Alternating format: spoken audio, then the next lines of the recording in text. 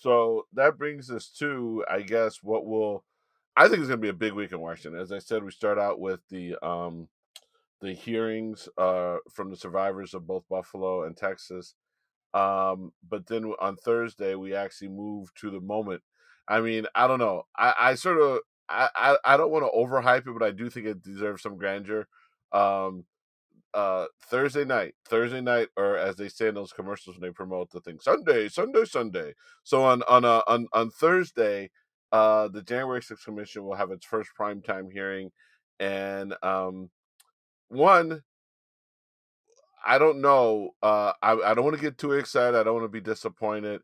Um, what are your expectations? And then more importantly, not only what are your expectations, but given that we know how hype can undermine something that's ultimately good, but might be overhyped, what is the right spot leading up to Thursday, as far as as far as the Democrats, as relates to managing our expectations? Should they be hyping it up, or should they be downplaying it? What are your thoughts?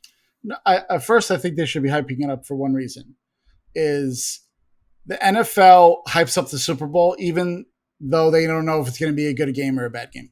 So they hyped up the Chiefs versus the Tampa Bay Bucks, Brady versus Mahomes, old goat, young goat, but the game was really sorry and the game was horrible and wasn't worth watching. So in that case, you don't know. In this case, they know. Obviously, the results are they know. I think if there's going to be indictments, they know if there's going to be recommendations for indictments, etc. So in that way, I would hype it up because this is probably the most pivotal point for this country in this moment. COVID is important and inflation, all this stuff is very important.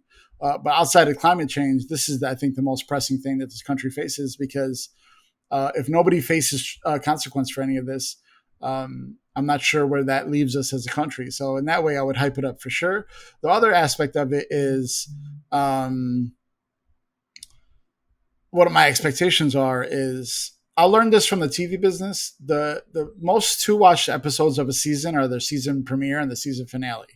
And that's why, if I'm not mistaken, they're going to bookend this with primetime appearances. They're going to do the first one as a primetime, the last one as a primetime.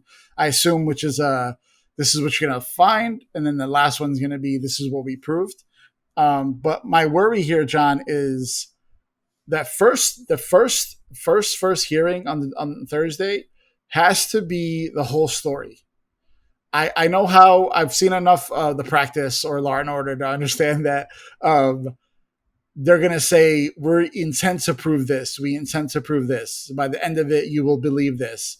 But January 6th Commission has to do a good job of beginning, middle, of end.